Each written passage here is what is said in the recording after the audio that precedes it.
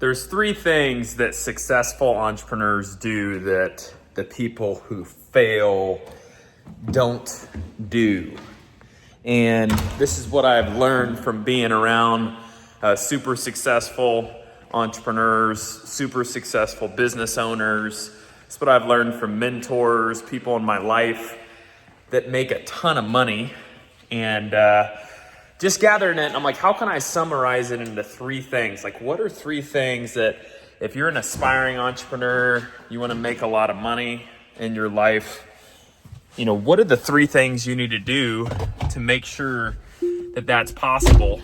And what the first thing is you need to commit to betting on yourself 100%. All the successful entrepreneurs, when I started making a ton of money, when I started finding a ton of success in my life, it was when I started betting on myself. That first initial business that I started, when me and my wife, we saved up money, we quit our job where we were making really good money, living in a tropical area on an island, and we said, we got to bet on ourselves.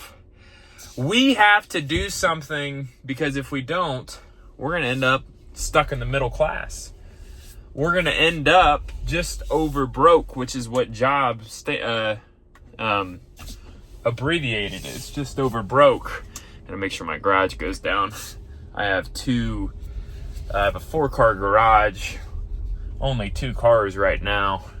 So, but I'll have more soon, gotta fill it up. But, the neighborhood I live in, how do these people afford these houses? How do these people afford these $1 million houses, right? How do I afford this house, this neighborhood?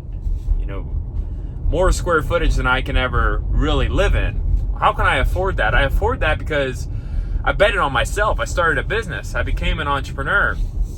Okay? And I was laser focused with that. And I realized that because I had a bunch of entrepreneurs sit around and tell me, they said, look, Nate, the only way that you're going to get rich in this world is if you become an owner. You become a business owner. Okay? You have to own something. If you don't own something, you can't have crazy amounts of wealth. So the people that live in my neighborhood right now, they all own something. They're all business owners, or they're very, very high up executives. But the far easier route, my age, everyone around me is 20 years older than me. They don't get it. They're like, who's the young guy in the neighborhood, right? It took them forever to get to where they're at.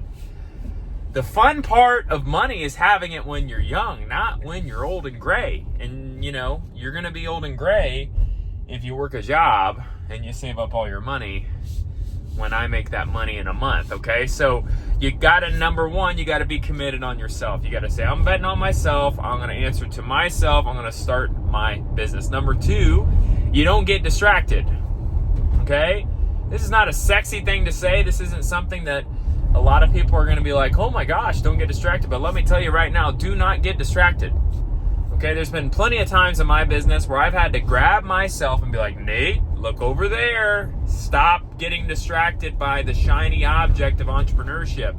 A lot of entrepreneurs get to a point where they're like, I was successful in my business, therefore I will be successful everywhere. That is not necessarily true, okay? You do not need to focus on anything else until your first business is really up and running partially without you. You should always be involved, by the way.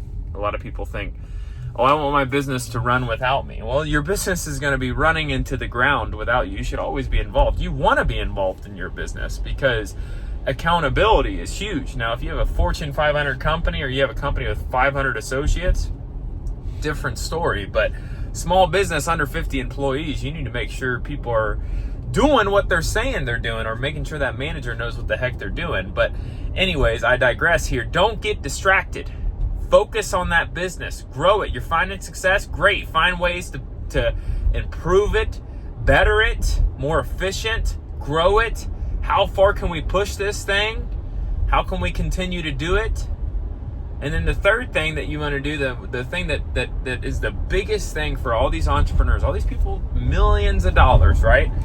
How do you get rich? How do you get rich? You can earn your way, right? That's the high-paying businesses. But the number one way to get 50 to 100 million. Get your yacht, right? You want to get a yacht? You want to get a big yacht?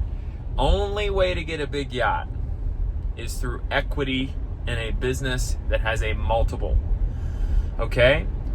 So, let me provide an example. Let's say my business does 5 million profit every year. 5 million profit. Let's say my industry, businesses sell at 5 million in profit for about 10 times EBITDA. EBITDA is earnings before taxes depreciation. Okay, so what that means is that the profit, in most businesses, the profit is the EBITDA. So if we take the profit of 5 million, we times that by 10, that's 50 million.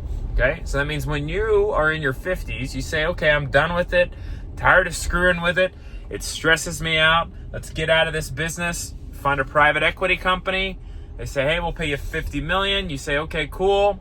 And they say, hey, if you leave 10 million in our private equity, our goal is to sell in 3 to 5 years, and you'll probably get 3 times your money. Okay, so you sell for 50, you leave 10 in, they recapitalize for, let's say, recapitalize at 2 times your money, not 3 times, right? Because they like to say they make more money than they do. Okay. Word of advice, when somebody says they want a 3x your money, cut it in half.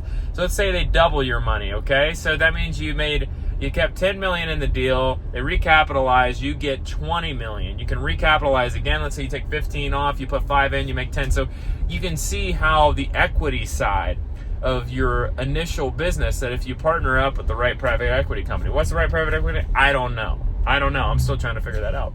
But if you partner up with the right private equity company that puts businesses together and repackages it to the bigger fish, that's all it is. Repackaging, organizing businesses, putting them in a package, and reselling them. That's what they do, okay? So the equity side, for a measly person like me, is huge, because I can sell my business for a ton of money, leave it in the next private equity deal, have that appreciate, and continue to make money from a business that profited 5 million. So you can see how the equity side is where the real wealth is built.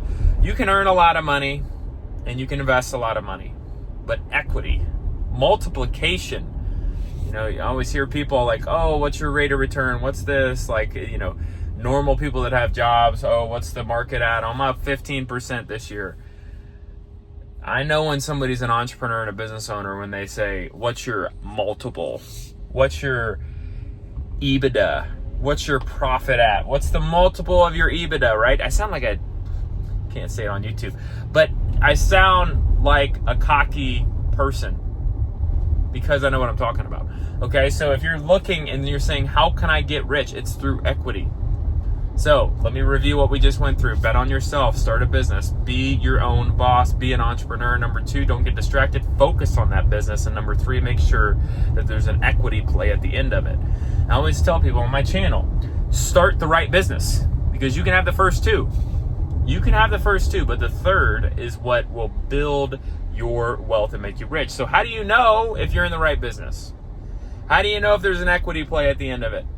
Well, that's a great question. Every business depends. Every business can be sold for a multiple on its equity, but it has to be structured the right way and created the right way. So if you'd like help to talk through that, making sure you're in the right business, I'd be happy to be a resource for you. I have phone calls with entrepreneurs all the time, talk through their business. How can they get it to the next level? How can you prepare it for sale? How can you make sure that you're doing it the right way, prepping it for sale?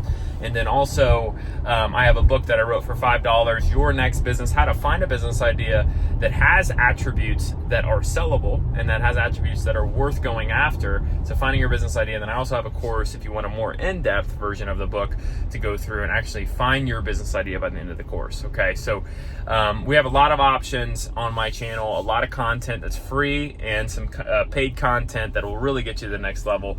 So as always, if you like this type of content, give me a subscribe, give me a like, let me know in the comments. Maybe you disagree, I don't know, maybe you agree. Let me know either way, because you need to do something in your life. Stop sitting around and not committing. The first commitment may be a comment. Hey, thanks for the video, something, I don't know. But as always, take care and go find you some freaking equity.